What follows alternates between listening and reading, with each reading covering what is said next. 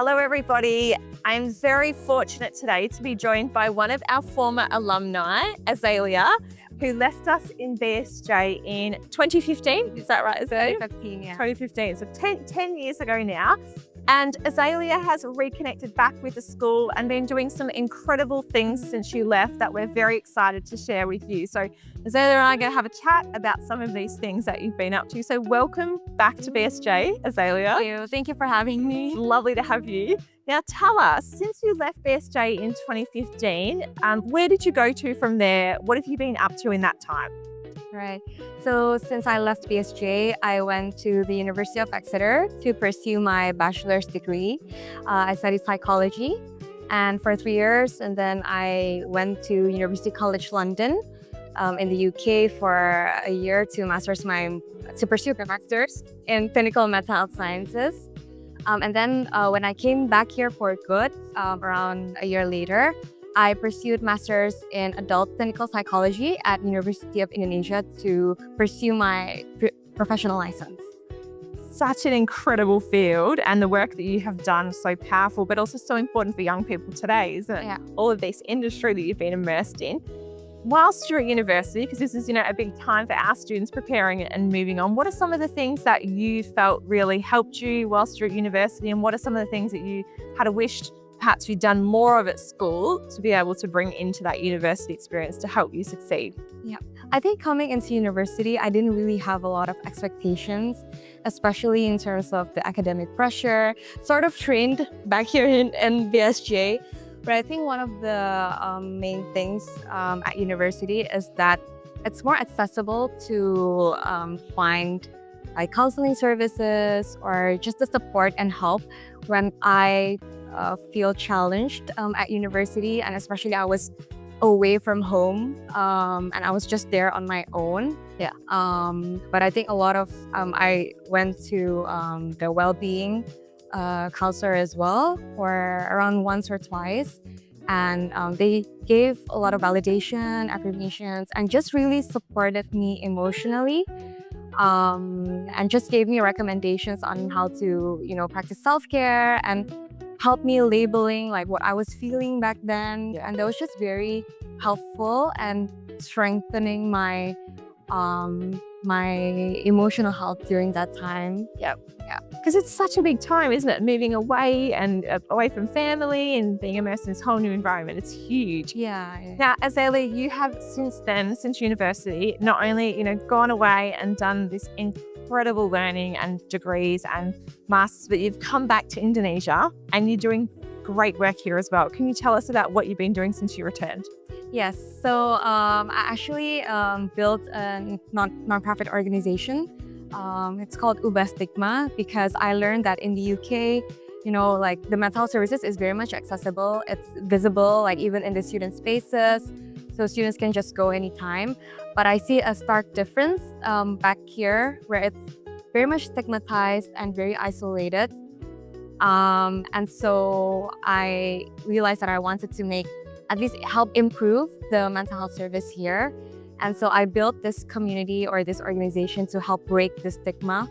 So it's called Universtity, break the stigma about mental health through educating psychology, so psychoeducation, and then create events, workshops that can help students, young adults to understand and prioritize their mental health more. And so that, they're not alone and that all their struggles can be heard and be supported.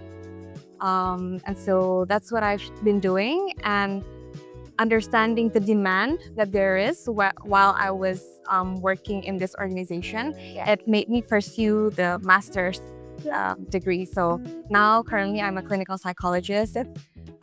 So I mainly work with young adults, so helping them handle through issues like self-esteem, relationship, work or study issues, and also quarter-life crisis. Yeah. And apart from that, I also work with clients with more clinical concerns. Yep. So like anxiety, depression, and personality disorders. So I've just been working and helping my clients get the treatment and the help that they need. And how lucky is Indonesia to have a psychologist here like you and everything you're doing and the not-for-profit model. I absolutely adore everything about that. Breaking down that stigma that you talked about that exists is so important as well. Yeah. So we're very proud, and I've got no doubt your parents will be very proud as well. Thank you. So the last time you were in, we spoke about the work that's being done at BSJ in Wellbeing now, and the scope and sequence and the frameworks. Tell us about, so you had some great reflections I think are really important, which you shared last time. Tell us about your thoughts on that and why you see this work as so important. I think it's a very big difference to when I left BSJ and now, which I'm very proud and very happy to see, so that the students and teachers and also parents can get the support that they need, like guidance and support for their well-being overall. And I can see from like the posters, the well-being posters and quotes, that's just everywhere in the foyer. And also the handbook that you thoughtfully designed. I think that in itself is already very, I think it's very important. And also the approach, I think the approach that the well-being team is using is the positive psychology, right? Which is very important because it does not only teaches students to manage the problems that's already there, that's already present, but also helping students build their resilience and flourish. So I think that's a very crucial skill for the community to have. Yes, so absolutely. I could not agree more, Asaelia. I could not agree more. All right, so one final question or a bit of advice for our students, because we've got students, of course, ranging from our 2-year-olds to our year 13s, some that are preparing for exams soon and then heading off to university and so on. What advice would you have for our students and maybe even our parents too around, this area of well-being and mental health and its importance? Yeah. So I think that preparing for the future, and all the academic challenges that comes with, being at school, feeling stressed or feeling overwhelmed, and it feels very challenging. It's very normal emotions to experience. But I think it's just to remember that what matters the most is for each experience, what can you learn or get out of it, and how has each experience helped you and grow as an individual. Because I think through life, challenges are inevitable.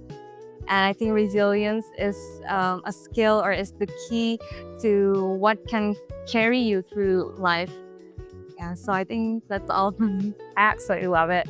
Asaelia, it is so lovely to have you come back and see the school, but also share your experiences. We are very, very proud of all of our alumni, and we thank you for your time. And we look forward to the partnership that we will build with you also with BSJ moving forward. So thank you very much. It's been great having you. Thank you. Thank you for having me. I look forward to our partnership.